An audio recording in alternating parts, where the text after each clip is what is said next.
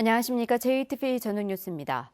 전북의 시민사회단체로 구성된 롯데로부터 우리 땅 지키기 시민운동본부가 전주시청 앞에서 기자회견을 갖고 시민의 힘으로 세운 전주종합경기장을 롯데에 넘겨선 안 된다고 주장했습니다.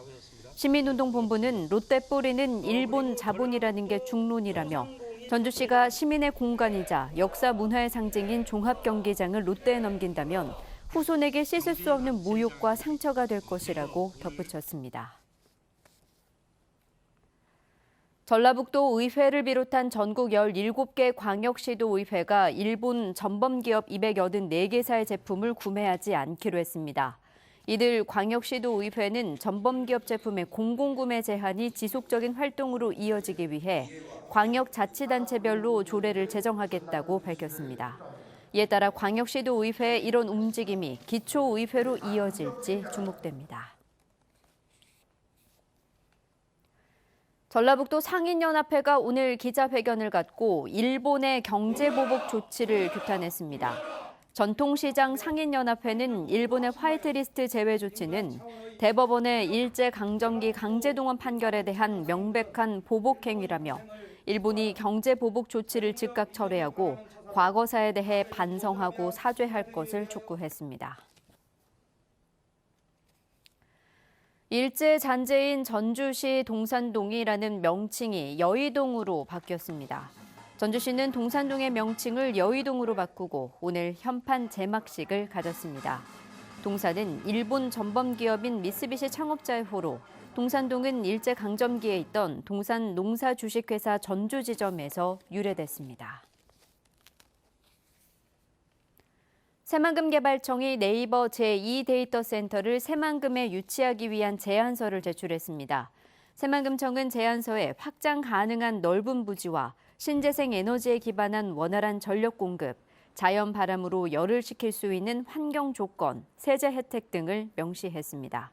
지금까지 네이버 데이터센터 유치 의사를 밝힌 자치단체와 정부기관은 60곳으로 네이버는 다음 달쯤 우선 협상 대상자를 선정할 계획입니다. 대규모 탈당으로 내홍을 겪고 있는 민주평화당의 정동영 대표가 위기를 기회로 삼아 새로운 길을 가겠다고 밝혔습니다. 정 대표는 전주 동학혁명기념관에서 열린 민주평화당 현장 최고위원회의에서 분열의 위기를 맞게 돼 도민들께 송구하다면서도 이번 기회를 통해 사사건건 발목을 잡았던 구태정치의 사슬을 끊어내고 소상공인과 여성, 청년 등을 위해 제 목소리를 내겠다고 밝혔습니다. 정 대표는 또 탈당까지는 아직 이틀의 시간이 남아있다며 명분 없는 탈당을 철회하고 당에 복귀해 줄 것을 요청했습니다. 교육부가 대학 재정 지원을 위한 평가 때 학생 충원율 비중을 높이기로 해서 지역 대학들의 정원 감축 압박이 한층 커질 것으로 보입니다. 교육부는 호남, 제주권 등 전국을 5대 권역으로 나눠 재정 지원 대학을 선정하고 지원을 받기 위해 교육부에 평가를 신청하는 건 대학 자율에 맡기기로 했습니다. 하지만 평가 때 학생 충원율 비중을 높이기로 하면서 신입생 모집난을 겪는 지역 대학들은 정원 감축에 나설 수밖에 없을 것으로 보입니다. 신용이 낮은 소상공인을 위한 저금리 대출 착한론이 출시 석 달 만에 400억 원이 전액 소진되자 전라북도가 추가로 300억 원을 투입하기로 했습니다. 저소득, 저신용 소상공인을 위한 착한론은 1%의 대출 금리로 최대 3천만 원까지 8년간 이용할 수 있으며 중도 상환 수수료도 없습니다.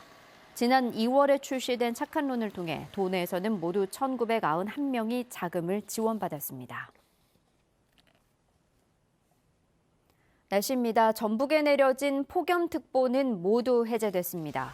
오늘 밤에는 곳에 따라 5에서 70mm의 소나기가 내리겠습니다.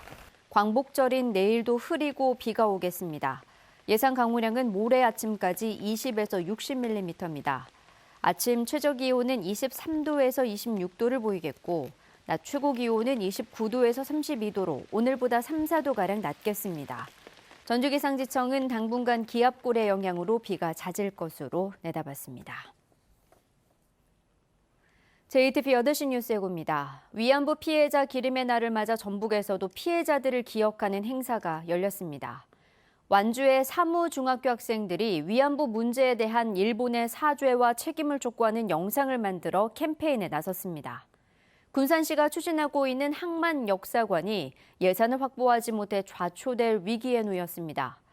민주평화당이 대규모 탈당 사태로 심각한 내홍을 겪고 있는 가운데 정동영 대표가 위기를 기회로 삼겠다고 밝혔습니다. 자세한 소식은 JTBC 8시 뉴스에서 전해드리겠습니다.